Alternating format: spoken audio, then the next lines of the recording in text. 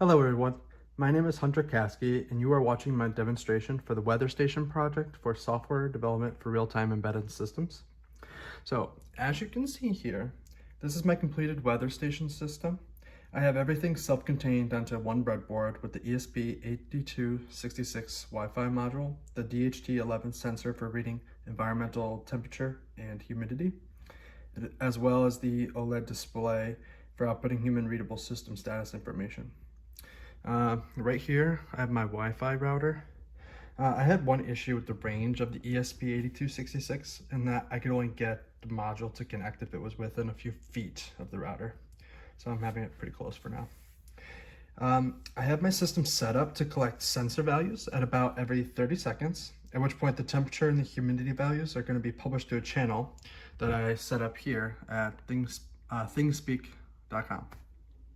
So the temperature is going to be plotted over here and the humidity will be plotted over there. All of that is going to be published from the Wi-Fi module on this circuit. So to demonstrate the system, what I'm going to do is let it run for about 3 minutes.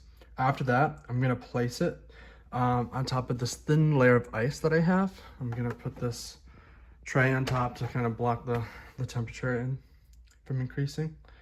And then we should see some interesting results on the API page here. So without further ado, I'm going to go ahead and power on the system. So here you can see it powering on. I have some debug status being printed here. Let's try and connect to the router. Usually takes a couple moments. There.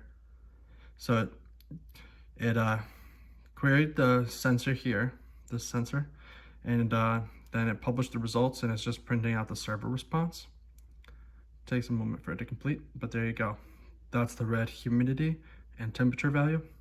And then it sleeps for about 30 seconds until it needs to do that again. So over here, we can see that that graph got updated with the data points for both of those. So I'm gonna let that run for a little bit and then we'll come back and see the results. All right, and here are the results.